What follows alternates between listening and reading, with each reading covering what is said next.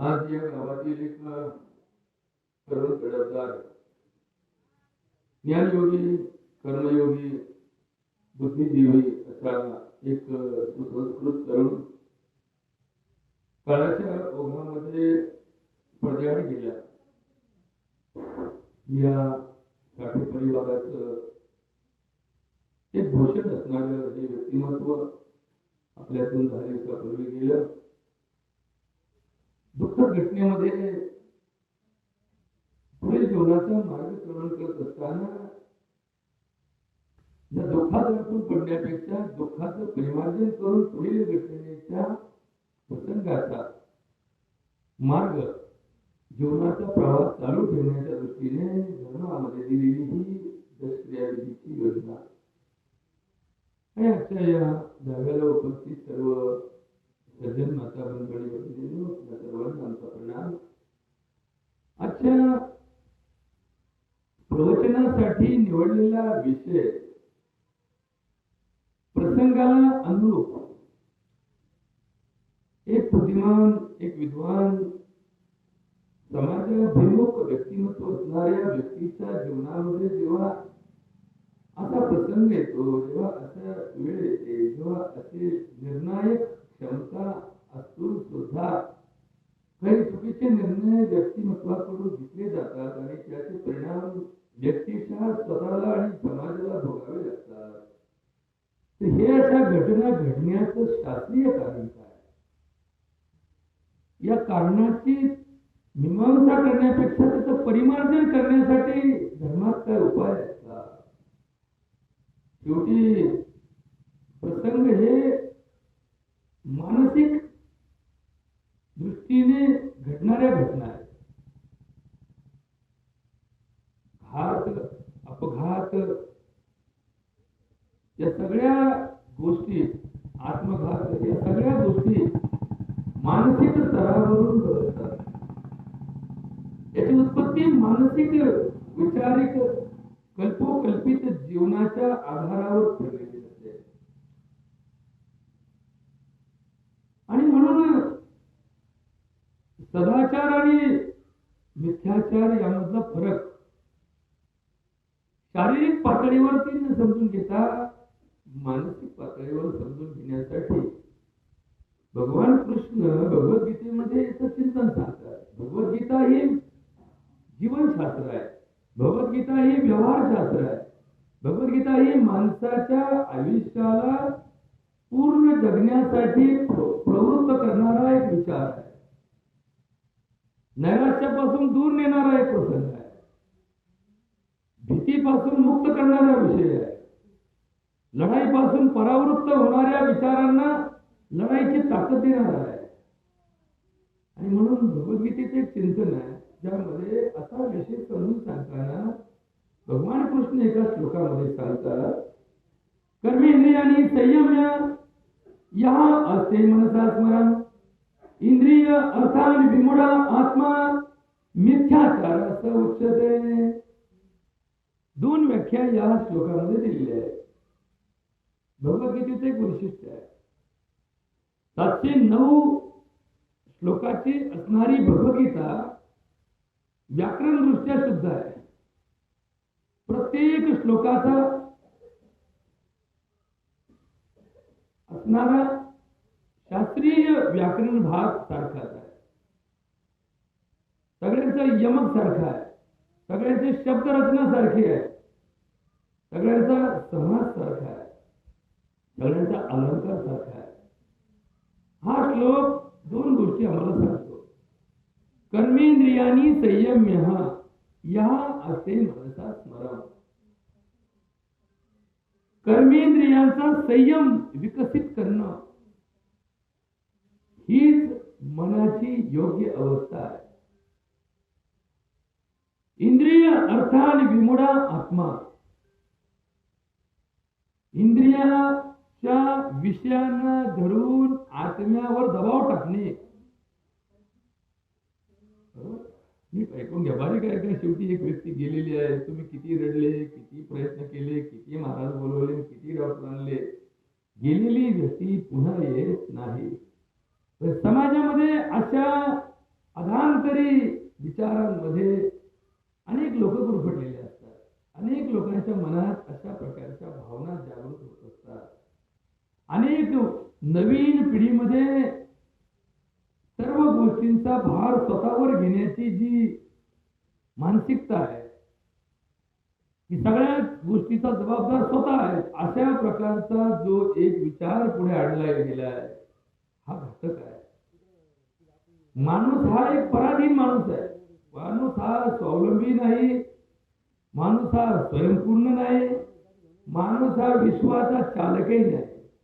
म्हणून तर एका कवितेमध्ये कवी म्हणतात ना, पराधीन आहे जगती पुत्र मानवाचा. आपण परावलंबी आहोत. आपलं अन्नावर जीवन अवलंबून आहे, समाजावर जीवन अवलंबून आहे. आपण कसं वागतोय त्यापेक्षा समाज कसा वागतो याच्यावरही आपलं सगळं अवलंबून आहे. या दृष्टिकोनातून हा विचार थोडा नवीन आहे, पण तुम्हाला समजून सांगण्याचा मी प्रयत्न करतोय. शेवटी हे व्यासपीठ आहे. हे व्यासपीठ फक्त देवाचा उदय करण्यासाठी नाही किंवा देवाचं भजन करण्यासाठी नाही, समाजाचं परिवर्तन करण्यासाठी या व्यासपीठाचा वापर सुरुवातीला केला गेला. समाजात धर्मभावना जागृत करावी, समाजाला धार्मिक सिद्धांत हे अंगवळणी पडण्यासाठी ह्या व्यासपीठाचा खरा उत्तर आहे. आणि धर्म सिद्धांत हे संपूर्णतः मानसशास्त्रावर आधारलेले आहे. माणसाचं मानसशास्त्र हे सर्वात श्रेष्ठ शास्त्र आहे. आजही बघा, एक चिंतन सांगतो तुम्हाला विज्ञानाचं. श्री श्री रविशंकर नावाच्या तत्ववेत्याने परमार्थाचा प्रचार करताना शास्त्रीय दृष्टिकोनातून याचा अभ्यास करण्याचा प्रयत्न केला आणि जगाच्या पाठीवरती असणाऱ्या 788 कोटी लोकसंख्येची मानसिक स्थिती अभ्यासली, त्याचा शास्त्रीय सर्वे केला गेला. तर असं लक्षात आलं की या भूतलावर राहणाऱ्या या 788 कोटी लोकांपैकी 74% लोक हे मनोरुग्ण आहेत. मनोरुग्ण या शब्दाचे 3 अर्थ असतात. मनोरुग्ण म्हणजे फक्त दगड घेऊन फेकणारेच मनोरुग्ण असतात असं नाही, लोकांना शिव्या देणारेच मनोरुग्ण असतात असं नाहीये. एखाद्या कामात किती व्हायचं हे ज्याला समजत नाही तो मनोरुग्ण असतो. एखादा माणूस समजा एखाद्या व्यसनात आला, तर त्या व्यसनाचा आधार घेऊन जीवनाचा संघर्ष करायचा की त्या व्यसनाच्या आधी जाऊन जीवनाचं वाटोळं करायचं हे ज्याला समजत नाही तो व्यसनाधीन व्यक्ती मनोरुग्ण असतो. भजन कशासाठी करायचं हे न समजता रात्रंदिवस भजन करणारा माणूस सुद्धा मनोरुग्ण असतो. प्रत्येकाच्या आयुष्यामध्ये कोणत्या गोष्टीला किती महत्व द्यावं, कोणत्या गोष्टी किती योग्य आहेत, किती चुकीच्या आहेत, किती प्रमाणात त्या असाव्या, याचं ज्याला नियोजन कळलं नाही ते सगळे मनोरुग्ण या संस्थेमध्ये बसतात. मनोरुग्ण काही चांगल्याही कामासाठी असतात, काही वाईटही कामासाठी असतात. दोन्ही बाजूनी मनोरुग्ण असतात. म्हणून तर आमचे इतिहासामध्ये स्वातंत्र्याच्या लढाईमध्ये जे लढले त्यांच्या बाबतीत कविता लिहिताना एका कवीने काय सांगितलं, हे वेडे पुरती सजले जायला. म्हणजे हे वेडे होते. कशासाठी वेडे होते? हे स्वातंत्र्य मिळण्यासाठी वेडे होते. पण कोण होते? वेडेच होते ना. समजा इंग्रजांच्या 2 अधिकाऱ्यांना यांनी गोळ्या घातल्या. गोळ्या घालणं हे कायद्याने गुन्हा आहे. हा गुन्हा करण्यासाठी प्रवृत्त का झाले? ते ज्या ध्येयाने वेडे होते त्यांना स्वातंत्र्याची बाधा ज्या ज्या इंग्रजी अधिकाऱ्यांनी आणल्या त्यांना यांनी गोळ्या घातल्या. शेवटी यांच्या हातून घडले गेलेलं हे कर्म वेडात घडलं, वेडात.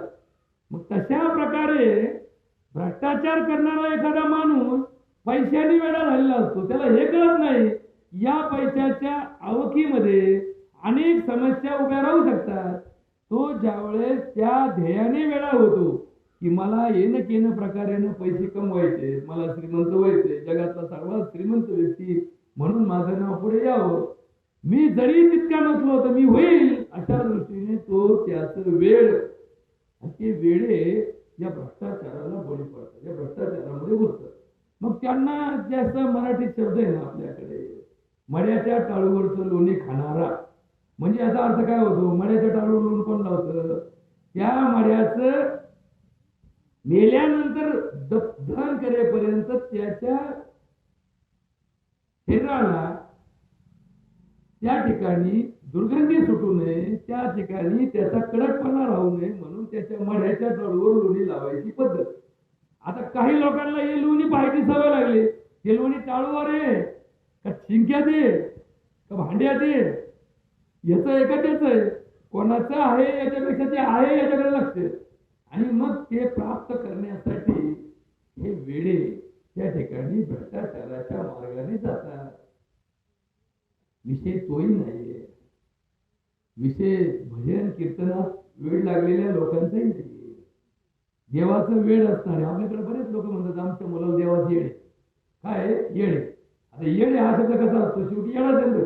देवाचं येडे याला काय वाटलं की देवाकडे जातो. जे वेळ असणं चांगलं की वाईट ते तुमच्या उद्देशावर अवलंबून आहे. तुमचा उद्देश चांगला असेल तर ते वेळ चांगलं आहे. तुमचा उद्देश स्वार्थी असेल, तुमचा उद्देश तुमचा मतलबाचा असेल तर ते वेळ तुम्हालाही त्रासदायक आहे आणि समाजालाही घातक आहे. म्हणून या श्लोकाचा अर्थ थोडा तांत्रिक बाजूने समजून घेण्याचा प्रयत्न आपण करूया. कर्मेंद्रियांनी संयम घ्या. बघा या इतिहासामध्ये काही घटना अशा नोंदल्या गेलेल्या आहेत. रामाला ज्या दिवशी वनवास जाहीर केला गेला शेवटी त्याची जी घोषणा आहे ती स्वतःहून रामाने केलेली नाही. रामाला त्याच्या आईने त्याच्या वडिलाला दिलेला एक वरपण किंवा एक त्यांचं झालेलं करार, त्या कराराच्या प्रित्यर्थ मागितलेलं हे त्याच्यावरचं मागणं किंवा रामाला वनवासाला पाठवा. मग राम कोण? राम दशरथाचा ज्येष्ठ पुत्र. कायद्याने काय सांगितलं? कायदा सांगतो की प्रत्येक राजाच्या राजगादीवर त्याचा ज्येष्ठ पुत्राचा अधिकार आहे. हा कायद्याची तरतूद, संविधानिक तरतूद. त्या तरतुदीमध्ये ती गादी कुणाला मिळणार होती? राजाला अनायास रामाला ती गादी मिळणार होती. पण पुत्रप्रेमाची लालसा. ज्या राजाला 3 राण्या, त्या राण्यांपैकी एका राणीचा पुत्र धाकटा आणि त्याला ती गादी प्राप्त व्हावी म्हणून समोरच्याचं जसं आपण त्या राजकारणात लोक गलिच्छ राजकारण करतात किंवा ज्याची निवडून येण्याची क्षमता आहे त्याचा अर्ध बाद कसा होईल याकडे लक्ष द्यायचं. मग कारण समोरच्या लढाईत आपला पराभव दिसायला लागला की आपली तांत्रिक लढाई चालू होते, त्याचा अर्धच बाद करून टाकायचं म्हणजे ती लढाईमध्ये तो राहणारच नाही. मग ही जशी आपली द्वेष भावाने केली जाणारी लढाई असते ना राजकीय, तशी द्वेष भावाने केलेली लढाई त्या कैकेयीने त्या रणांगणात त्या राजकारणात यशस्वी करून दाखवली. आणि मग या रामायणामध्ये त्या रामाला भरपूर संधी होती. त्याने जर जन्मताचा आधार घेतला असता तर सगळं राज्य रामाच्या बाजूने होतं. त्याने जर कायद्याचा आधार घेतला असता तर कायद्या पंडितांकडून राजगादीवर बसण्याचा पूर्ण अधिकार त्याला होता. पण त्याच्या एक गोष्ट लक्षात आली की ती राजगादी की जिच्या राजगादीवर बसताना माझ्याच घरातून मला विरोध आहे तर ते राज्य माझ्यासाठी काय सुख देणार आहे आणि ते राज्याला मी काय सुख देणार आहे असा एक तांत्रिक विचार जवळ करून आपल्याला दिलेला हा विषय अनुकूलतेमध्ये परिवर्तित करण्याची ताकद रामाला होती. आणि म्हणून राम राजगादीवरून न बसता वनवासाला गेला. आता तुम्ही एक गोष्टीचं चिंतन आहे का? राजगादीवर तर जाऊ द्या, पण राजपुत्र आयुष्यात कधी मातीत चालला नाही. राजपुत्र कधीही कुठल्याही दुःखद गोष्टीला सामोरं गेला नाही. ऊन वारा पाऊस त्याला कधी माहित नाही. राजमहाल, राजपुत्र, राजकन्या आणि राज आश्रय याच्यामध्ये राज्य व्यवहाराचा तो अधिकारी, त्याच्याकडे काय कमी आहे? आपल्याकडे मराठीत एक म्हण आहे ना, राजाला रोजच दिवाळी असते. आणि मग असा दिवाळी असणारा राजा दिवाळखोरीत निघाला आणि एका मिनिटात पायात चपला न घालता वनवासी आणि वनाच्या दिशेने 14 वर्ष जगला. हे संयमाचं रूप आहे, इंद्रिय संयमाचं रूप आहे. कर्मेंद्रियांनी संयम घ्या. संयम ठेवा. आपल्याकडे एक मराठीत म्हण आहे, एका जत्रांनी देव म्हातारा होत नाही. ही म्हण थोडी बारीक आहे. एका जत्रांनी देव म्हातारा होत नाही. एखाद्या जत्रेला एखाद्या गोष्टीमध्ये आपल्याच्याने शक्य नाही झालं म्हणून काय ते देव लगेच ताबडतोब उद्यापासून संपला, ते मिटलं, तिथून पुढे देवाला म्हणजे संपून टाकलं, डिझॉल्व्ह केलं. ही काय संस्था नाही. हे काय आहे? वर्षानुवर्ष चालू असलेली ही परंपरा आहे. आणि ती एका जत्रेने किंवा एका वर्षाच्या नियोजनाने कधीही खराब होत नाही. अजून एक आयुष्याचं चिंतन भगवद्गीतेमध्ये खूप सुंदर सांगितलेलं आहे की माणूस सर्वनाशाचा विचार का करतो.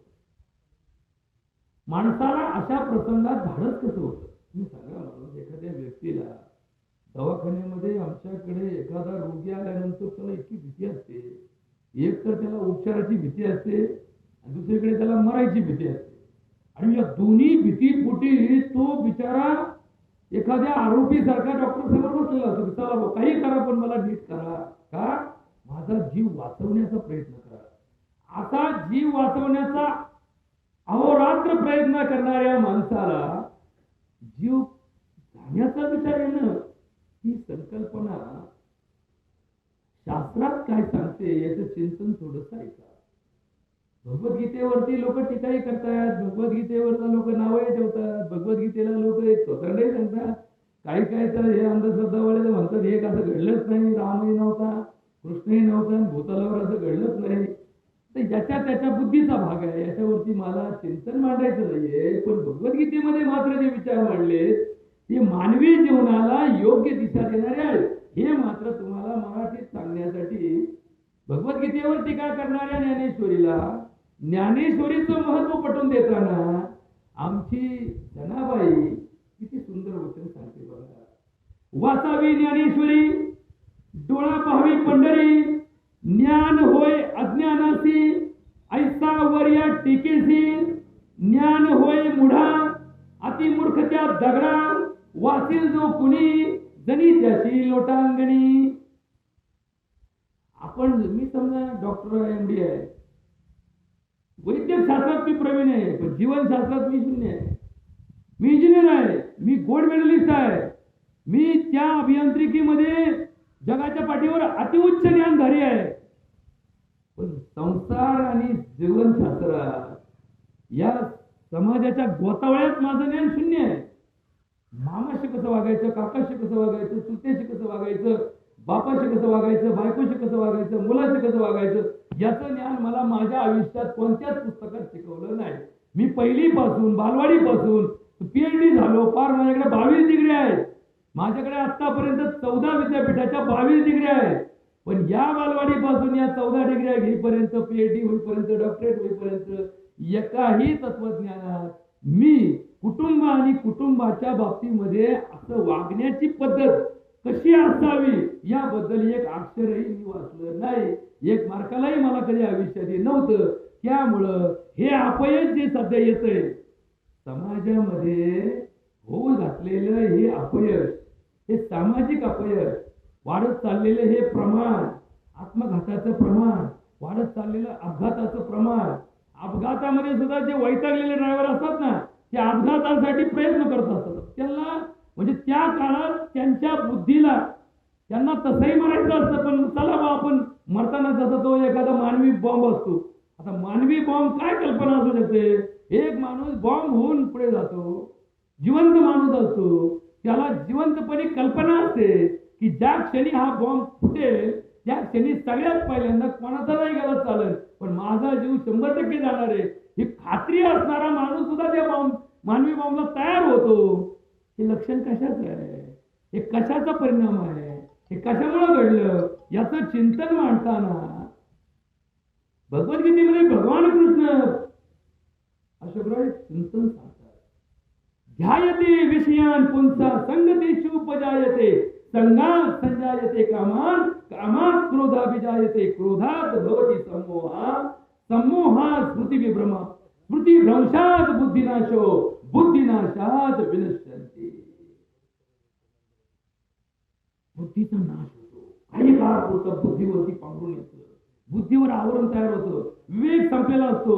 सतत विवेक करण्याची ताकद बुद्धीची नष्ट होते. धीधृती स्मृती विभ्रष्टः कर्मयत् करोति अशुभम प्रज्ञापराधम तदुच्यते सर्व एवं प्रकोपनम. आता ही संस्कृती बस भारी आहे, पण आमच्या समाजात हेच घोटाळा झाला ना.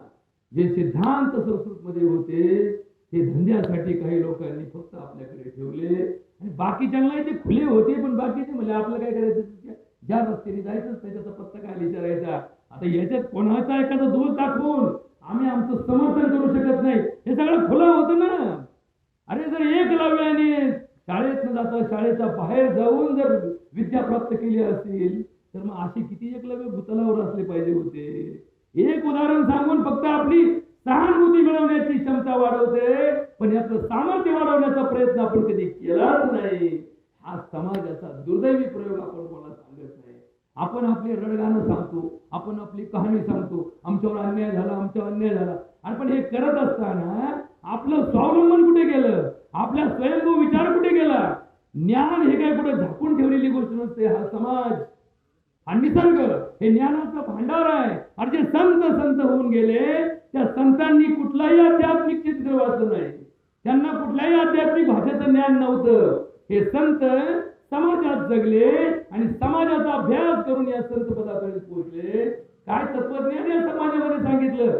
अरे संत विसोबा खेचर नावाचा एक खेचर, आता खेचर जात ही समाजामधली अशी जात की तिच्यामध्ये दारिद्र्याचा विश्वभर 18 विश्व दारिद्र्याच्या कुटुंबात सामाजिक मानहानी इतकी जबरदस्त की त्या व्यक्तीला एखाद्या प्राण्याला एखाद्या ठिकाणी प्रतिष्ठा मिळेल, पण त्या समाजाला प्रतिष्ठा कोणी दिली नाही. अशा समाजात जन्माला आलेल्या विसोबाने निसर्गाचा अभ्यास केला आणि एक सिद्धांत सांगितला. जे जे असेल प्रारब्धी ते न चुकेल कर्म कधी, होणारा सारिखी बुद्धी कर्म रेषा प्रगटे, न कळे पुढील होणार भूत भविष्य हा विचार, कर्म धर्म तदनुसार भोगणे लागे सर्वता, ऐसा लिहून गेला विधाता, मग कासया करावी ते चिंता, आपुलिया संचिता कर्मरेषा प्रभाव, जैसे असेल आचरण घडले असेल पाप पुण्य, तैसे सानुकूल होतील कर्म, मान अपमान जन करिता, काळ अनुकूल अथवा प्रतिकूल, परी सोडू नये आपले धैर्यबळ, अनाचारी मन केवळ नये वाटू सर्वता, अखंडवाणी हरिस्मरणी सुख विश्रांती कीर्तनी, मनुष्य जन्म दुर्लभ. फार महत्वाचा सिद्धांत आहे. आजच्या प्रसंगाला टाळायचं होतं. हा सिद्धांत महिन्यापूर्वी अशा बुद्धिवाद्यांच्या बुद्धीत आला असता तर कदाचित असे प्रसंग टाळता आले असते. बरोबर काय सांगितलं. मान अपमान जन करिता, काळ अनुकूल अथवा प्रतिकूल, परी सोडू नये आपले धैर्यबळ. धैर्यबळ आपण म्हणतो याच्याकडे पैशाचं बळ आहे, याच्या मनगटात बळ आहे, याच्याकडे सत्तेचं बळ आहे, याच्याकडे पदाचं बळ आहे. पण माणसाकडे सगळ्यात मोठं बळ कोणतं असलं पाहिजे. धैर्यबळ. हे मनोबल आहे ना, मनोबल, हे मनोबल जगातलं सगळ्यात मोठं बळ आहे. ज्याच्याजवळ मनोबल आहे तो शून्यातून विश्व निर्माण करतो, आणि ज्याचं मनोबल संपतो तो विश्वास शून्य होतो. बघा लक्षात ठेवा. मनोबल हे मनोबल जे असतं ना, मनोबल हे बल कशात मोजलं जातं, याचं सामर्थ्य काय, या मनोबलाची संपत्ती काय. बलाची संपत्ती असते. बघा आपल्याकडे म्हणतो आपण की तुझी प्रॉपर्टी किती, तू म्हणतो माझी 4 एकर जमीन, 5 बंगले, माझ्या बँकेत एवढा बॅलन्स, माझ्याकडे एवढे शेअर, हे आपण जसं मोजतो तसं या मनोबलाची संपत्ती मोजता येते. थोडासा विचार बारीक करा. मनोबल ज्याला मिळवायचं असेल त्यांनी संपत्ती मिळवली पाहिजे. संपत्ती म्हणलं तुम्ही म्हणाल मग संपत्तीसाठी तुझं चाललंय. अध्यात्मशास्त्रामध्ये संपत्तीचे 6 प्रकार सांगितलेले आहेत. किती प्रकार सांगितले? 6 प्रकार षट संपत्ती नावाने सांगितलेले आहेत. जो देवाची पूजा करतो, जो देवदेव करतो, जो साधना करतो, जो योग करतो, जो कर्मयोगी आहे, जो ज्ञानयोगी आहे, जो राजयोगी आहे, जो कोणत्याही प्रकारचा योग करतो, 22 प्रकारचे योगाभ्यास सांगितलेले आहेत. मग तुम्ही राजगादीवर बसला तरी योगी आहात. म्हणतो आपण छत्रपती शिवाजी महाराजांना काय म्हणतो? श्रीमान योगी म्हणतो. योगी का म्हणतो? ठीक आहे, नाग दाखवण्याचे हाव घ्यायचे का? श्रीमान योगी म्हणजे ज्या गादीवर होते तिथून निर्णायक भूमिकेमध्ये योग करायचे. एखादा राज गुरु असेल तो त्या गुरुस्थानी असणारा योगी आहे. एखादा श्वास घेऊन हवा घेऊन नाक कोंडून दाबून धरणारा श्वास घेणारा हठयोगी असेल. एखादा शेतीमध्ये खड्डा खांदून झाड लावून त्या झाडाला पाणी देणारा कर्मयोगी असेल. योग मार्गाने जाणाऱ्या बुद्धीला योग का म्हणतात याचं उत्तर सुद्धा भगवद्गीतेतच दिलेले आहे. भगवद्गीता इतकी सुंदर आहे. 709 श्लोकापैकी 574 श्लोक हे उपदेशपर केलेली व्याख्या आहे. त्याच्यामध्ये सिद्धांत मांडलेला आहे. योगस्य गुरु कर्माणि संगतत्व धनंजय सिद्धा सिद्धयो समभूत्वा समत्वम योग उच्यते. एखाद्या गोष्टीचं फळ काय आहे याच्याकडे लक्ष न देता ती गोष्ट योग्य आहे असं म्हणून करणं याला म्हणतात योग. बघा माऊली सुद्धा याचं चिंतन ओवीबद्ध करताना सांगतात. सुखी संतोषाने यावे, दुःखी विषादाने भजावे, लाभा लाभन धरावे मना माझी. आपण या उचिता स्वधर्मे राहता, जे पावे ते निवांता सावली जाओ. जे वाटायला आलं ना, अरे असे कित्येक लोक आहे. राजा हरिश्चंद्राला तर त्याच्याकडे त्याला आला, त्याला म्हणजे यांनीच केली चोरी. आता तो राजा होता, स्वप्नात त्यांनी राज्य देऊन टाकलं. 7.5 वर्ष 7.5 भोगली. हे सगळं भोगलं की 7.5 वगैरे म्हणजे काय असतं माहिती का, याच्यावरती एक उत्तर आहे. हे शास्त्र थोडस श्रद्धा आणि अंधश्रद्धेने भरलेलं आहे. व्यवहारामध्ये काय माहिती का, व्यवहारामध्ये तुमच्यावर झालेला एखादा आरोप, वाक्य एका मिनिटात निर्दोष होत नाही, त्याला अशुभ असते कालहरण. ठीक आहे, तुम्हाला एखादा चोर म्हटला, तुम्ही मला मी चोर नाही म्हणून एका मिनिटात लगेच काही इन्स्टंट लॉटरी का, खोडलं का लगेच तिकीट लागलं का लगेच लागलं का नाही. त्या इन्स्टंट लॉटरीने माणसाची मानसिकता खराब केली. पूर्वी लॉटरीचं तिकीट काढायचे आणि मग त्याच्यावर तारीख असायची, त्या तारखेवरती निकाल लागायचा. लोक 1 महिनाभर ते पेपर काढला का, ज्यांनी तिकीट आणलं ते पाहायचा, आयला शेवटचं 5 आकडा बरं का, आज 5 नाही राहू, उद्या नक्की लागणार आहे बरं का. आशावाद असायचा. आता ते इन्स्टंट मध्ये माणूस काय करतो, जेवढे तेवढं घालून बसतो आणि एका मिनिटात लगेच म्हणतो संपलं सगळं आपलं, आता जगण्याचा अर्थ नाही. जगण्यात अर्थ नाही हा शब्द 72च्या दुष्काळात घुगऱ्या खाऊन, अरे त्या अमेरिकेतला सडलेला गहू तिथले डुकरं खात नव्हते. त्या अमेरिकेने सहानुभूती दाखवली, म्हणले जा घेऊन, भारतात तिथं दुष्काळ पडलाय, जहाजाने आला, इथं आपल्या लोकांनी त्याला दळलं, त्याचा भांडा काढला आणि त्याचा आपला ज्याच्यापासून दारूही पडत नाही असा गुळ घातला आणि त्याची सुकडी केली. मग 72च्या दुष्काळात मी तेव्हा 3-4 वर्षाचा, आमचा बाप डॉक्टर होता, ते 72च्या दुष्काळात 1 रुपया रोजाने 500 मजुरांना दवाखाना चालवायला होता. 500 मजुरांचा एवढा सगळा आरोग्य उद्योग करायला 1 रुपया रोज आमच्या बापाला होता. आणि मला त्या टायमाला 10 पैसे एवढ्या सगळ्या लोकांना सुकडीचे पुढे वाटायला. म्हणजे दुसरा माणूस छोटो डॉक्टर तुमचाच पोरे घेऊन येत जा. मी 3 वर्षाचा, प्रत्येकाला सुकडीची पुडी द्यायचो आणि माझ्या संग अजून आमचा एक मित्र होता, तो हांडाभर पाणी आणायचा आणि प्रत्येकाला तांब्या पाणी वाटायचा. 10 पैसे दिवसाला आम्हाला मिळायचे. अरे पण त्या सुकडीत किती समाधान होतं. आता या 2 रुपयाच्या धान्याचं चाललंय काय, नीट विचार करा. या जगात सध्या सगळे लाटणारे मिळायला लागले, वाटणारा माणूसच शिल्लक राहिला नाही. फार राजापासून प्रजेपर्यंत सगळे लाटणारे, लाटायला बसले. जो बसला तो लाटायला बसला. वाटायला कोण बसलाय, वाटायला कुणीच बसला नाही. देवळातला देव सुद्धा पुजारी असतो. तो पुजारी त्याच्या ताटात एका ठिकाणी प्रसाद ठेवलेला असतो. मग मुरमुरे ठेवलेले असतात, कोणाकडे ते खडीसाखर ठेवलेली असते. तो पुजारी सुद्धा असा विचार करतो, ज्याने रुपया ठेवला त्याच्या हातात देतो, ज्याने काही ठेवलं नाही रामराम घातला, चल पुढं. अहो म्हणतात प्रसाद, तू काय दिलं, तू काय दिलं नाही. म्हणजे पे अँड यूजचा जमाना या परमार्थामध्ये कसा काय चालायचा. परमार्थामध्ये असा पे अँड यूजचा जमाना नाही. परमार्थामध्ये सिद्धांत आहे की तुमच्या अंतःकरणामध्ये काय आहे. बघा हरिपाठात माऊली एका ओवीमध्ये म्हणतात, त्रिवेणी संगमी नाना तीर्थे भ्रमी, चित्त नाही नामी तरी ते व्यर्थ. तुमचं चित्त नामात असलं पाहिजे. आणि तुमचं चित्त जर नामात असेल तर चित्त कधीही विचलित होत नाही. तुकाराम महाराज एका अभंगामध्ये या चित्तावर चिंतन सांगतात. शेवटी ही घटना कशाने घडली, चित्ताचा हा झालेला आघात आहे. चित्ताघात. चित्तात आपण एखाद्या वाघाच्या पिल्लाला चित्ता म्हणतो, वाघाचा प्रकार. पण चित्त जे असतं ना, चित्त, या चित्तावरती तुकाराम महाराज एक अभंग सांगतात. चित्त शुद्ध तरी शत्रु मित्र होती, व्याघ्रहीन खाती सर्पतया. विषते अमृत आघात ते हित, अकर्तव्य नित होय त्यांची. दुःख जे देईल सर्व सुख कळी, होतील शीतल अग्निज्वाळा. आवडेल जीवाचे या परी, सकळा अंतरी एक भाव.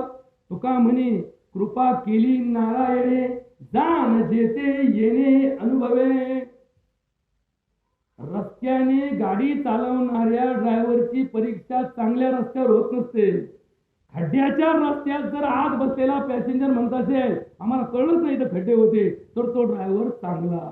याचा अर्थ परिस्थिती बदलल्यानंतर सुद्धा त्याचा वेग आणि त्याची घटना ही जर सुखदायक असेल तर त्याच्यामध्ये असणारा तो प्रमाण भाग आहे, त्याच्यामध्ये असणाऱ्या गुणांचा तो प्रभाव आहे.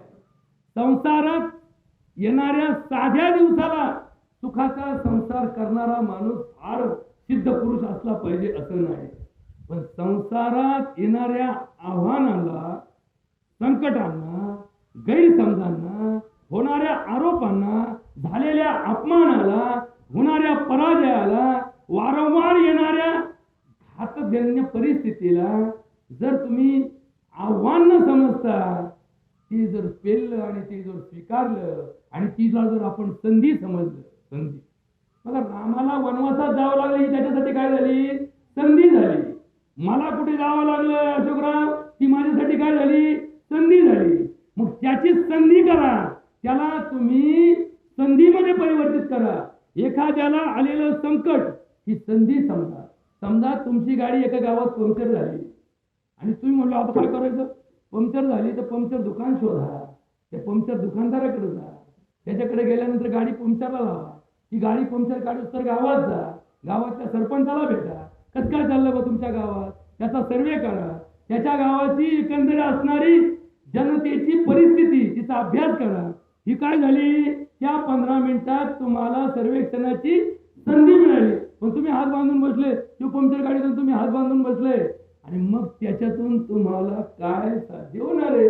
आम्हाला साध्यच माहित नाही तर आम्ही सिद्ध काय करणार आहे? आमचं फक्त एकच असतं, मी म्हणतो ते खरं आणि माझ्या वाट्याला आले ते सगळ्यात वाईट परिस्थिती आणि मी म्हणतो ते सगळ्यात चांगली गोष्ट. याच्या पलीकडे आमच्या बुद्धीला दुसरा कुठला विचार येत नाही. मी श्रेष्ठ, मी श्रेष्ठ. अरे तुकाराम महाराज म्हणतात, अरे तू कोण मी कोण? ज्ञानी पुरुषाला सुद्धा तुकाराम महाराज म्हणतात तुझ्याकडे काय ज्ञान आहे? तू डॉक्टर मध्ये हुशार आहे, तुला अभियांत्रिकीतलं काय कळतं? इंग्रजीच्या मास्तरला मराठीतलं व्याकरण काय कळतं? मराठीतल्या व्याकरणाला गणित काय कळतं? गणिताच्या मास्तरला भूगोल काय कळतं? काहीच कळत नाही. मग जर कळत नसेल तर तुम्ही विद्वान कसे? तुकाराम महाराज म्हणतात, साहेब तुकाराम महाराज म्हणतात, नको ब्रह्मज्ञान आत्मस्थिती भाव, मी भक्त तू देव ऐसा करी, गावी रूपमध्ये गोपिका रमणा, ठेवू दे चरणावरी माता, पाहिनी श्रीमुख देईनी आलिंगन, जेने लिंबलवन उतरीन, पुसता सांगेन हे तुझं मग बैठवणी निवांत सुख गोष्टी, तुकामध्ये यासी न लावे उशीर, माझे अभ्यंतर जाणवनिया. या अभंगाचा प्रसंगाशी संबंध आहे. माझ्या मनात काहीतरी खतखत होते, माझ्या मनात ज्वालामुखी आहे. सांगायचं कोणाला? तुमच्याकडे आलो तुम्ही चहा घेऊन साहेब बसा बसा बसा, मला वाटतंय माझं मन तुमच्यापाशी मोकळं करावं. तुम्ही माझं ऐकून घ्यायच्या ऐवजी उलट मलाच म्हणा काय डॉक्टर तुमच्यासारख्या माणसाने असं करायचं, तुमच्यासारखे डॉक्टर असं करतात. म्हणजे माझं ऐकून घ्यायच्या ऐवजी मला जेणच करायला मला, तर मी माझं मन कसं मोकळं करणार आहे? बापापाशी गेला तरी मन मोकळं होईना, आईपाशी गेला तरी मन मोकळं होईना, भावापाशी गेला तरी मन मोकळं होईना, जोडीदारापाशी गेला जोडीदार म्हणतो चल 10-5 मिनिटं बसून काय करतो याला गेलं ऐक कर काय करतो, कोणापाशीच मन मोकळं होईना. मग हे मनावर आलेलं दडपण, मनात आलेला ज्वालामुखी, याला नाश करण्याचा उपाय कुठला आहे? चिंतन याच्यामध्ये बारीक आहे. या चिंतनातूनच खरा परमार्थ प्रगट होणार आहे, बाकी सगळं व्यर्थ आहे. या धर्मामध्ये एक शास्त्र सांगितलेलं आहे, त्याला अध्यात्मशास्त्र म्हणतात. या अध्यात्मशास्त्रामध्ये एक चिंतन आहे. देव कोण आहे? हे देव काय सांगितलंय? की आमच्या गावात चांगदेवाची समाधी आहे. चांगदेव कोण? देव कुठं आले, का आले? आमच्या गावात आमचं देवस्थान आहे. हे देवस्थान मग आम्ही जन्माला आलेलो कोण आहोत? बरं, सगळेच माणसं म्हणतात जळी कळी काष्टी पाषाणी देव आहे. तर मग या तळी स्थळी काष्टी पाषाणी देवालय म्हणत नाही. देवालय कुठेतरी एखाद्या ठिकाणी असतं, एखाद्या देवाची मूर्ती असते, एखाद्या व्यक्तीचं समाधी असते, एखाद्या ठिकाणी एखाद्याची मूर्ती असते, एखाद्या ठिकाणी काहीच नसतं, नुसतं उघडं असतं. म्हणजे हे देवाचं ठिकाण आहे, तिथं काय काहीच नाही म्हणले. मग काहीच नाही तरी देव कसा आहे, ह्याचं अस्तित्व हे एक सॉफ्टवेअर आहे. आता थोडं सॉफ्टवेअर इंजिनियर लोक खूप आहेत, म्हणून थोडा विकास सांगतो याच्यातून काय नेमकं साध्य करायचं आपल्याला. शास्त्रामध्ये देव कल्पना नाहीये, शास्त्रामध्ये देव हे तत्व आहे. देव ही व्यक्ती नाहीये, व्यक्तिनिष्ठ देव नाहीये, देवनिष्ठ व्यक्ती असली पाहिजे असं तत्व आहे. आपण त्याची गल्लत करतो, आपण देव म्हणतो. मग देव म्हणतो, परत आपला संभ्रम तयार करतो. म्हणजे रामदेव होता तर बायकोला का हसून त्याला माहित होतं ना बायको आपली पतिव्रता आहे, मग तुला का हसून दिलं. मग रामदेव होता तर मग त्या युद्धामध्ये रावणाबरोबर लढाई करायच्या ऐवजी रावणाला परिवर्तन करून रावणाचा जसा वाल्याचा वाल्मिक केला तसा रावणाचा एखादा का नाही एखादा चांगला देव पवित्र केला जर त्याच्यात शक्ती होती तर.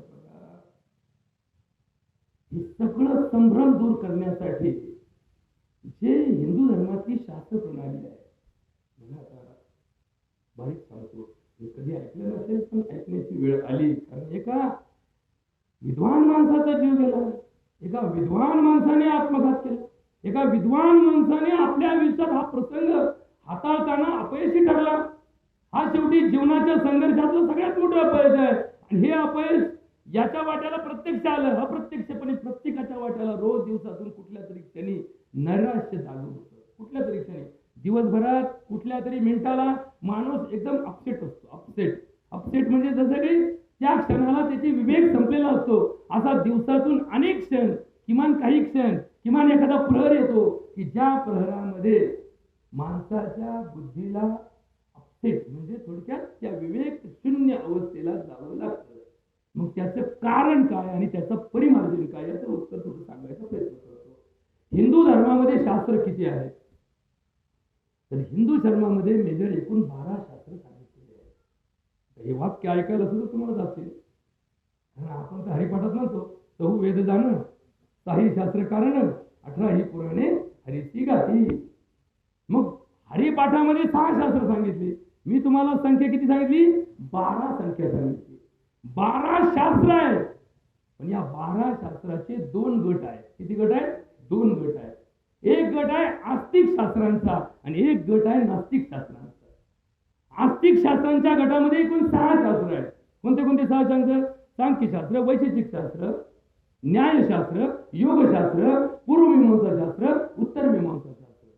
6 शास्त्र ही आस्तिक शास्त्र आहेत. या 6 आस्तिक शास्त्रांपैकी पतंजलीच्या महाभाष्याने योगशास्त्राची निर्मिती केली. त्या पतंजली ऋषीने तपश्चर्येतून सिद्ध केलं की देव कशात असतो, देव कशात असतो. एका श्लोकामध्ये त्यांनी देवाची व्याख्या सांगितली, क्लेश कर्म विपाक आशय परावृत्तः पुरुष विशेषः ईश्वरः.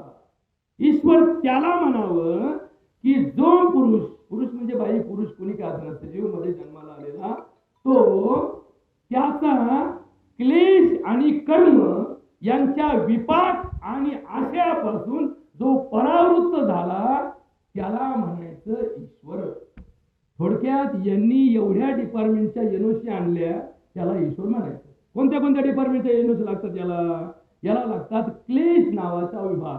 किती प्रकारचे क्लेश आहेत, पंचक्लेश आहे. किती क्लेश आहेत, पंच. आता इतकं मोठं शास्त्र आहे, हे जर शास्त्र तुम्ही विद्वानांना शिकवलं तर हे आत्महत्याच काय, हे 50 वर्ष जरी एका ठिकाणी उभे ठेवले तर 50 वर्षात जगाचं कल्याण करून जातील पण मरणार नाही. पण काय असतं, अविद्या, अस्मिता, राग, द्वेष, तत्वाभिनिवेश, हे 5 क्लेश आहेत. बरोबर, अविद्या, अस्मिता, राग, द्वेष, तत्वाभिनिवेश, या 5 क्लेश.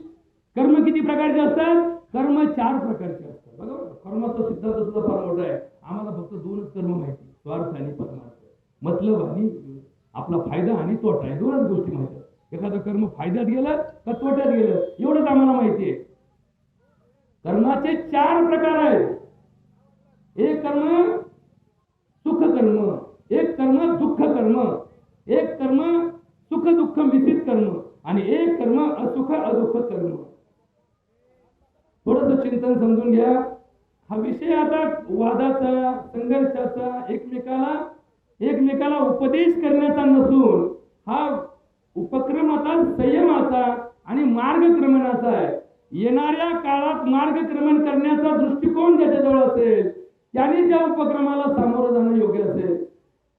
बीते हुए दिन की चिंता मत करो, आने वाली कल की सोचो. याच्यासाठी ज्याला यायचं असेल त्याच्यासाठी हा दिवस सूर्योदयाचा आहे, आणि ज्याला कालचंच चिंतन परत करायचं असेल त्याच्यासाठी हा सूर्यास्त आहे. आणि जे धर्म हा नेहमी सकारात्मक विचाराला पुढे नेत असतो, सकारात्मक विचाराला. अरे त्या कृष्णाचा जन्माच्या आधी 7 मुलींना जन्म देणाऱ्या त्या मातेला ज्यावेळेस आपल्या मुलीचं मरण दिसत असेल त्यावेळेस 8व्या बाळात येताना तुझ्या डोक्यात काय विचार असतो? इतकं नैराश्य असून सुद्धा फक्त एक उद्देश की देवाने मला जेवण दिलं असेल, देवाने मला प्रसंग दिला असेल तर त्या प्रसंगातून काहीतरी चांगलं घडावं म्हणून दिलं असेल. बघा झाशीच्या राणीला जगात प्रसिद्धी कुणी दिली? तिच्या नवऱ्याच्या मरणाने दिली. तिचा नवरा मेलाच नसता तर ती लढलीच नसती तर ती जगप्रसिद्ध झालीच नसती. बघा तुकाराम महाराजांची सावकारकी गेली नसती तर तुकाराम महाराज जगामध्ये वैराग्य मूर्ती म्हणून जगलेच नसते. त्यांच्या बापाची सावकारकी होती. 400 वर्षापूर्वी साहेब 9 कोटीची सावकारकी, 9 कोट नारायण होते, 9 कोटीची बापाची सावकारकी. नुसते व्याज गोळा करीत बसले असते तरी आज महाराष्ट्रातल्या त्यांच्या पिढ्याच्या नावाने सगळ्या बँकांच्या संस्था असत्या, एवढी बापाची ताकद होती. पण वैराग्याला लागले, सगळं संपलं, बरे झाले देवा, निघाले दिवाळे, इथपर्यंत पोहोचले. शेवटी जगात अजरामर झाले. कोणत्या सावकाराची यादी प्रसिद्ध नाहीये, पण वैराग्य मूर्ती तुकाराम महाराजाला आजही मान्यता आहे. म्हणजे ही गोष्ट विपरीतातून अनुकूलता कशी साधायची हे धर्माने सांगितलं. मग जो क्लेश आणि कर्म यांच्या विपाकाने आशयापासून दूर जातो तो देव असतो. देवाला आजे तुझेपणा नसतो. जे करणे पुत्रासी तेची दासा आणि दासी, तुका म्हणे सांगू किती तोची भगवंताची मूर्ती. तुम्हाला एक चिंतन सांगतो, ते चिंतन फक्त महत्वाचं ऐकून घ्या की जर तुम्हाला सगळ्या जगातल्या कर्माची जबाबदारी स्वतःवर घ्यायची सवय असेल तर तुमच्यासारखा मूर्ख जगात कोणी नाही. म्हणजे मला जे काही मिळतंय ते माझं कर्माचं श्रेय आहे, माझ्या पुण्याचं फळ आहे असा म्हणणारा माणूस सगळ्यात मूर्ख असतो. किंवा माझ्या वाट्याला आलेलं अपयश याचा मी जबाबदार आहे असा म्हणणारा माणूस सुद्धा मूर्ख असतो. कारण या जगात तुम्ही एक आहात आणि हे जग संपूर्ण तुमच्या बरोबर आहे आणि तुम्ही या जगाचे घटक आहात.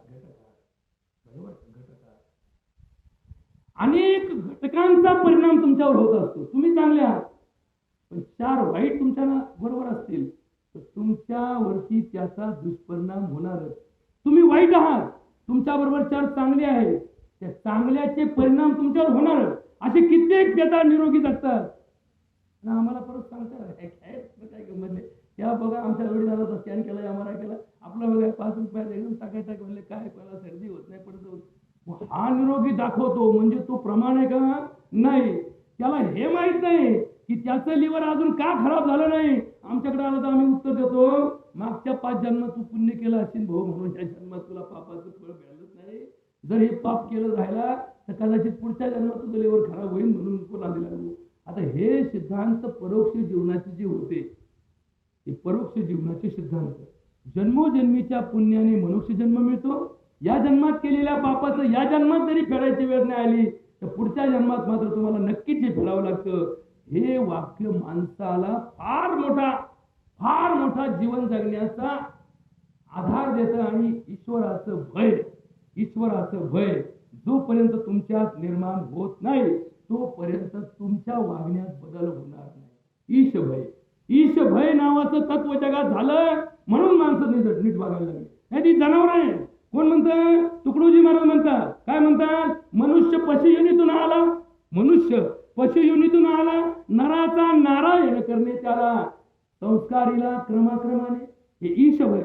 चोरी करणाऱ्या माणसाला रानात मी गेलो आणि एखाद्या ठिकाणी सोन्याचा एक हार पडलेला आहे, कोणीच पाहत नाहीये.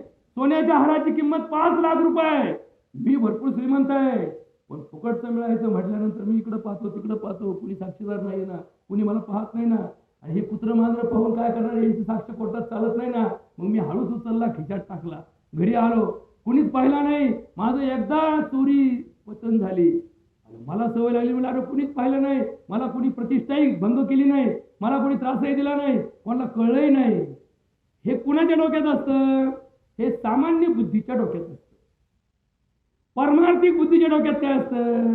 अरे पुण्याचं पाहिजे ना, तो वरचा पाहतोय ना, मग त्याचं ते ईशभय त्या चोरीपासून त्याला परावृत्त करतो. म्हणून या जगात सगळे ईशभयाचे माणसं तयार केले की चोऱ्या बंद होतील. म्हणून तर तुकाराम महाराज म्हणतात, विष्णुमय जग वैष्णवांचा धर्म, भेदा भेद भ्रम अमंगळ, ऐका जी तुम्ही भक्त भागवत, कराल जे हित सत्य करा, कुणाही जीवाचा न घडव मत्सर, वर्म सर्वेश्वर पूजनाचे. तुका म्हणे एका देहीचे अवयव, सुख दुःख जीव भोग पावे.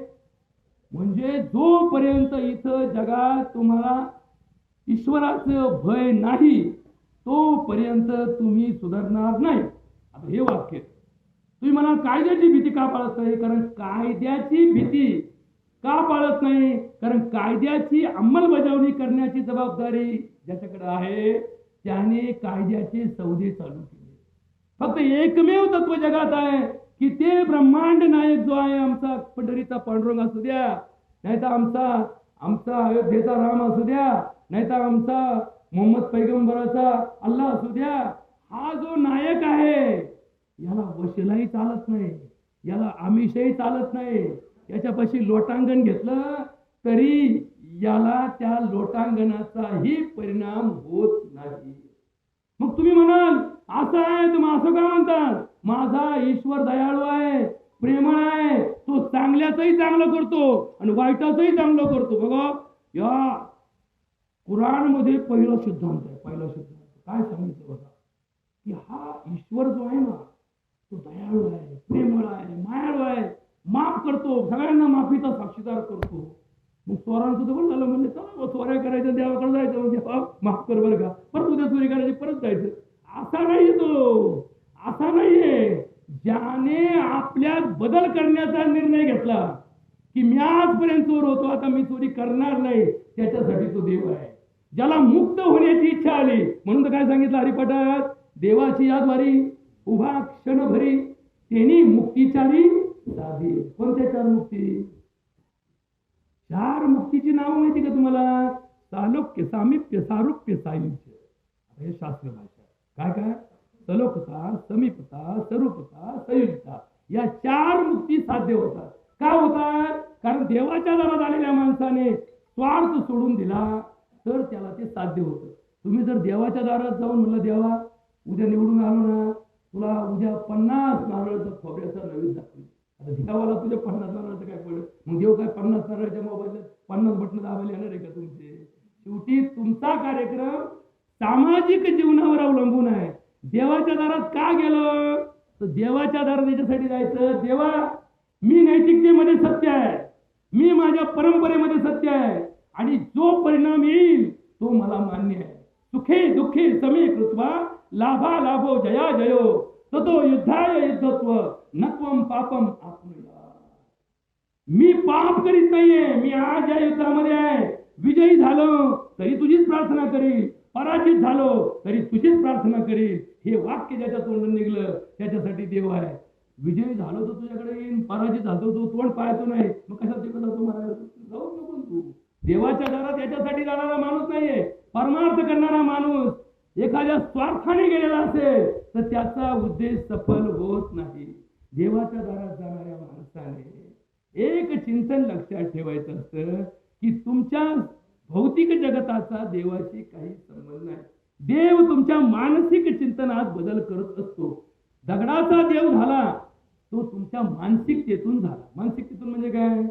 जिथे श्रद्धा आहे तिथे तुम्हाला देव दिसतो, जिथे श्रद्धा नाही तिथं देवात सुद्धा दगड दिसतो, जिथं श्रद्धा आहे दगडात सुद्धा देव दिसतो.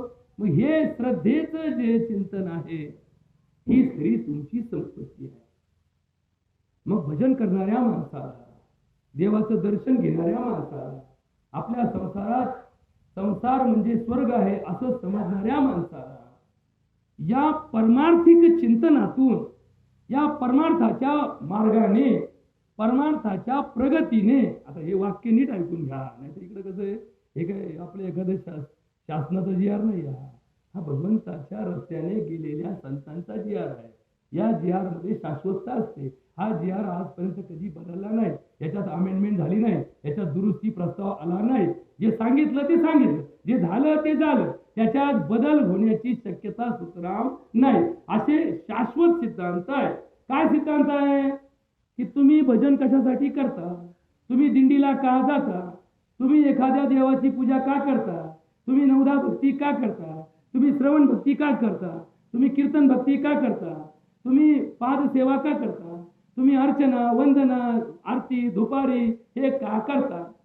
तुमच्याकडे या गोष्टींचं सामुग्री असल्यामुळे तुम्हाला ते केल्याने तुम्हाला असं वाटतं की मी 50,000 रुपयाचा हार घातला म्हणजे मी फार मोठा भक्त झालो. असा भविष्य भ्रमपुरात काढून टाका. जो जो परमार्थाच्या रस्त्याने जातो, परमार्थाचे एकूण 3 रस्ते सांगितलेले आहेत.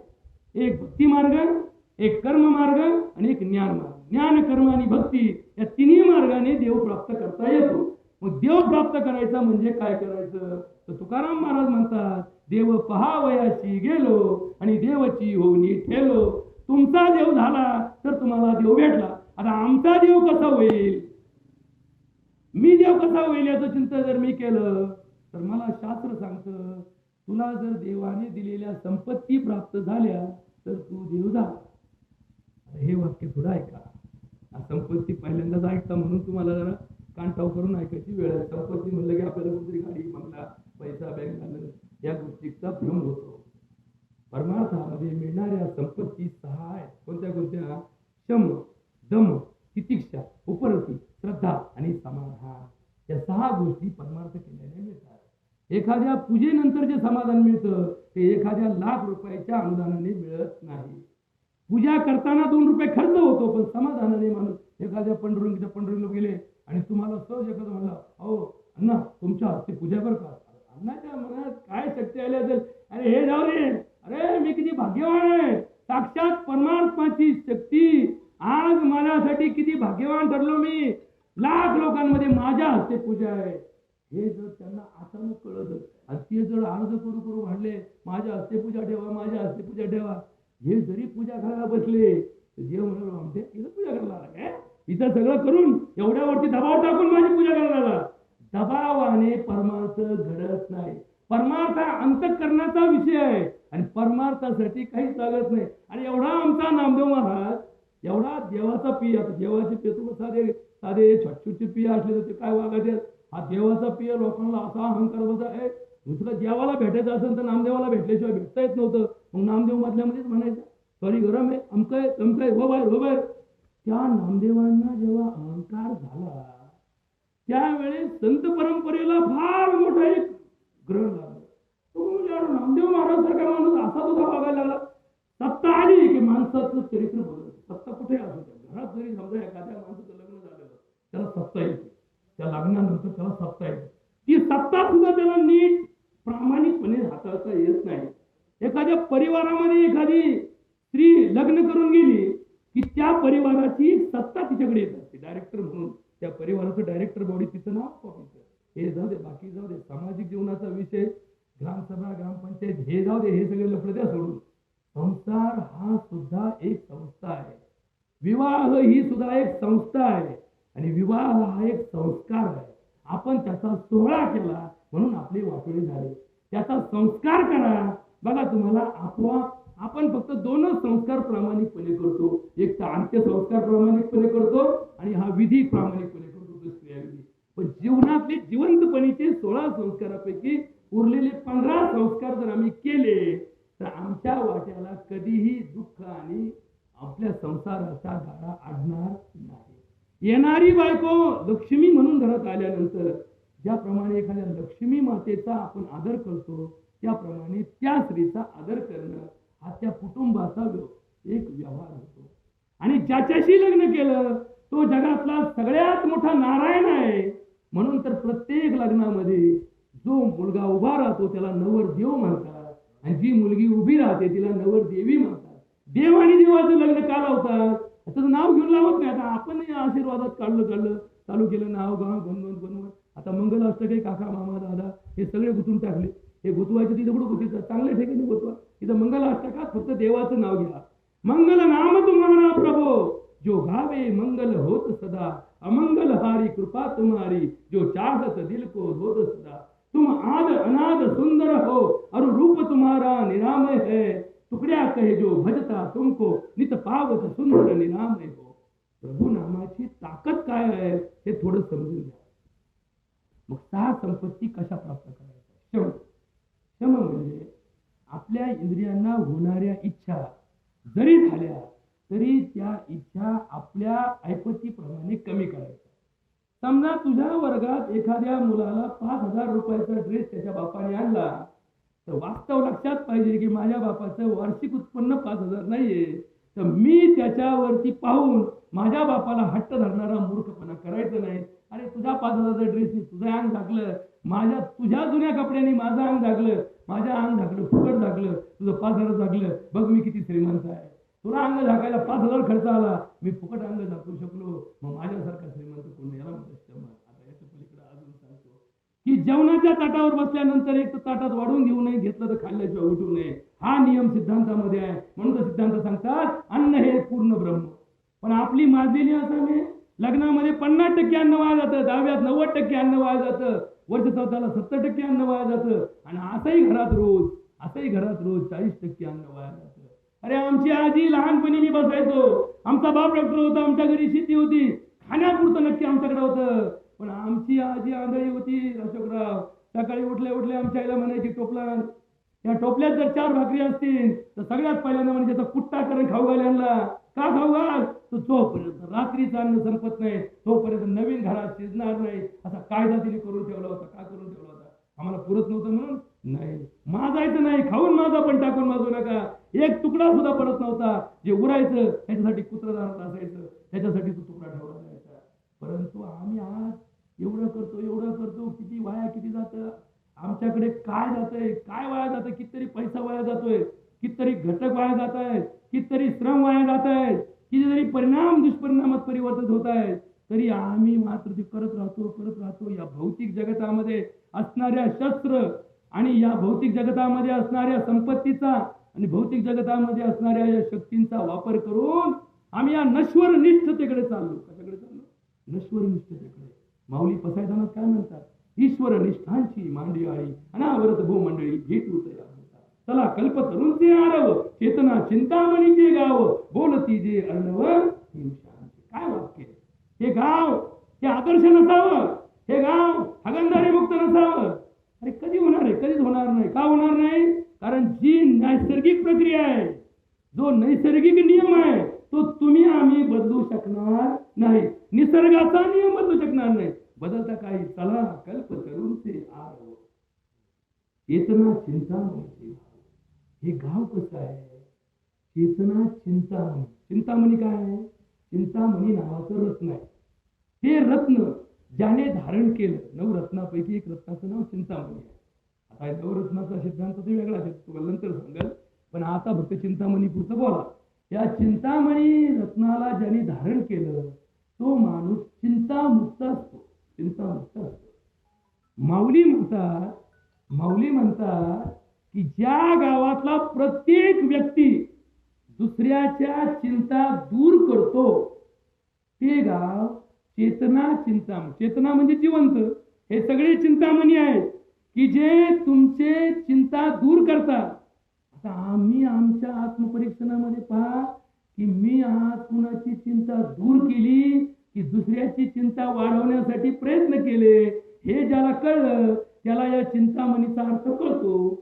आमचे आडनावं असतील, आमचे नावं असतील, पण आमच्याच्याने कुणाची चिंता दूर होत नाही। उलट आम्हाला पाहिलं की लोक चिंतेत पडतात, अरे एवढं दिसला काही खरं नाही, म्हणजे आमचं काही बोलायच्या, आमचं काही घडायच्या, आमच्या दर्शन झाल्या लोक चिंतेत पडत असतील तर आम्ही चिंतामणी कसे? याचं उत्तर प्रत्येकाने शोधा बरं का।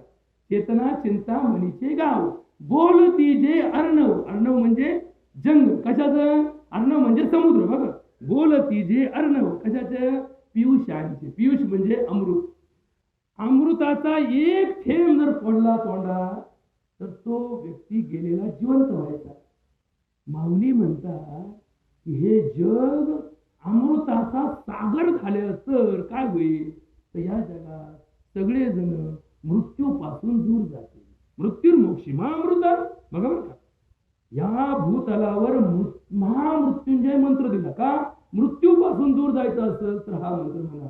सहना भवतु सहना भुनक्तु सवीर्यं करवावय तेजस्विनामावदेत वस्तु मा विद विषावय ओम असतो मा सद्गमय तमसो मा ज्योतिर्गमय मृत्युर्मा अमृतम गमय.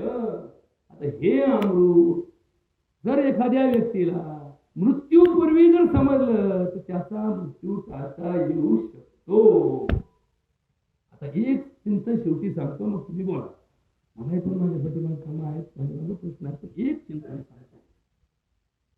जर तुम्ही प्रत्येक गोष्ट, हे वाक्य पुन्हा ऐका, तुम्ही श्रीमंत आहात का गरीब आहात याचं चिंतन नाही, तुम्ही फार हुशार आहात का तुम्ही आमचे बाजार आहात याचे चिंतन नाही, परमार्थामध्ये याला किंमत नाही. तुमच्याकडे किती मार्काने तुम्ही पास झाला, तुम्ही कसे पास झाला यालाही परमार्थात किंमत नाही.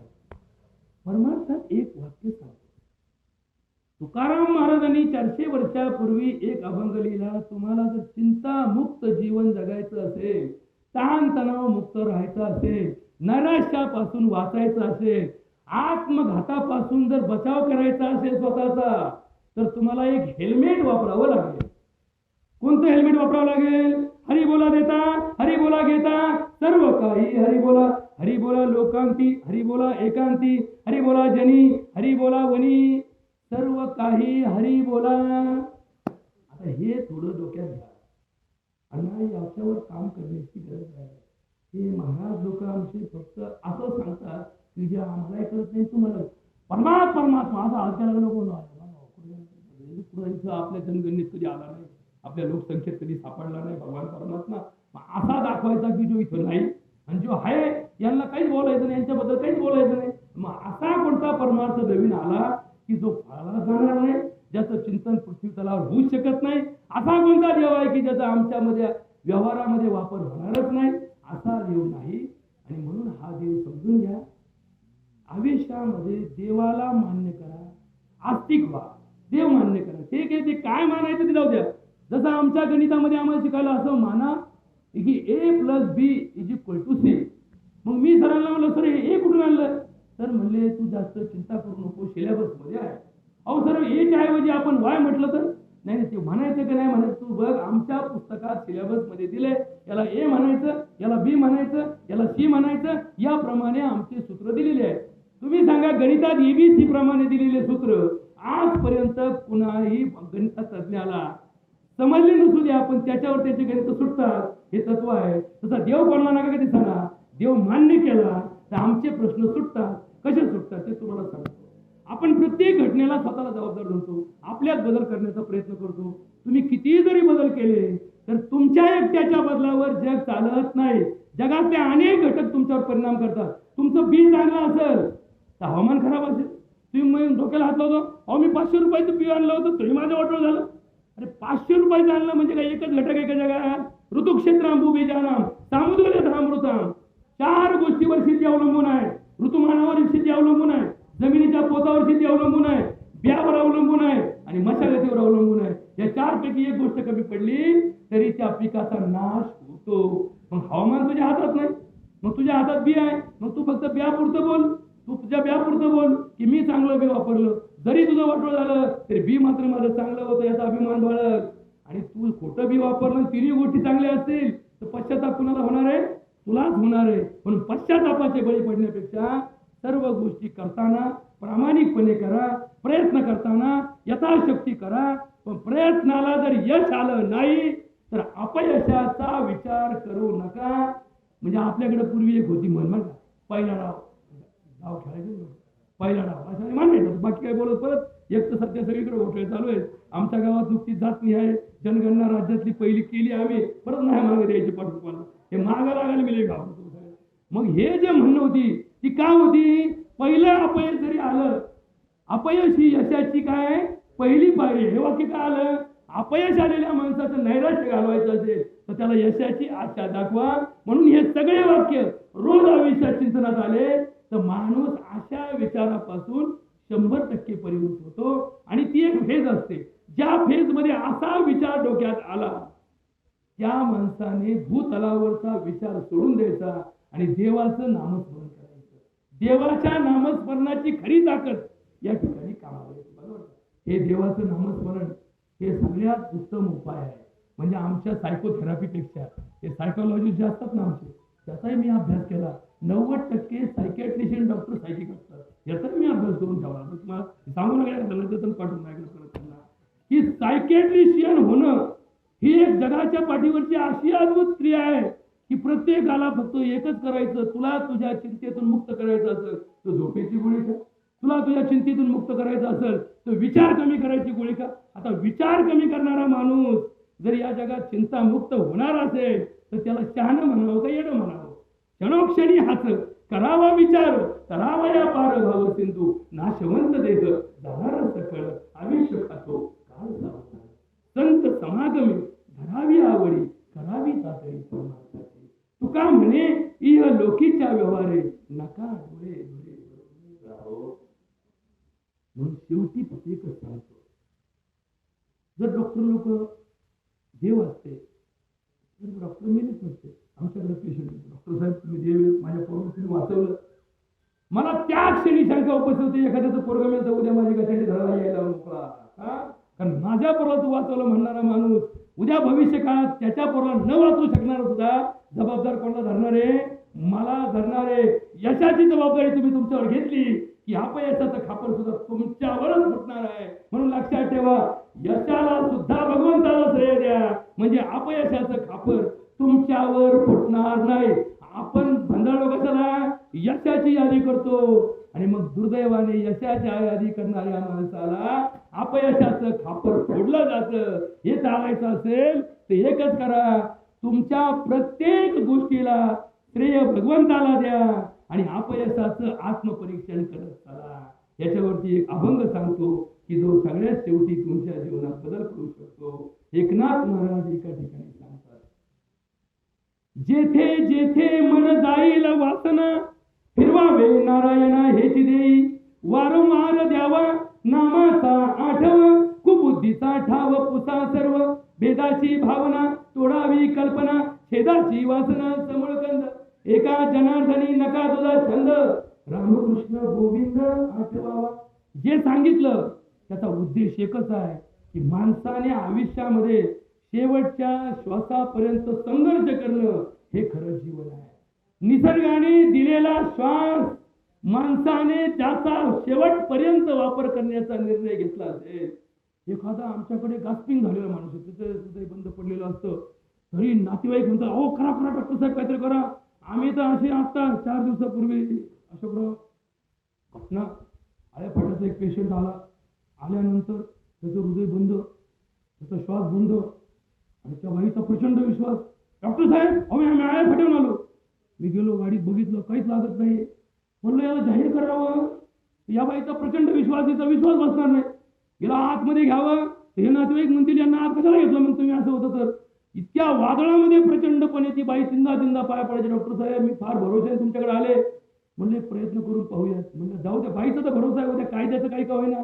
बाईने ते नवऱ्याला कोणाचा आधार न घेता उचलून आणलं. बघा त्या बाईची अशा वेळेस माणसाच्या अंगात शक्ती निर्माण होते. बरोबर, तुम्ही कधी कधी पहा, हे जर अंगात शक्ती संचारली तर तिथं कशाचंही काही चालत नाही.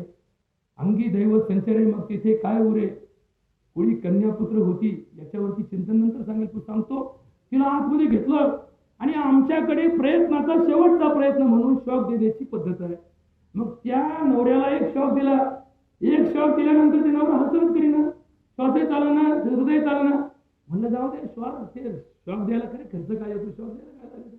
परत एकदा शॉक दिला, 3, 4, 5वा शॉक दिल्यानंतर त्याचं हृदयाचा एक ठोका पडला. एक ठोका तर पडला.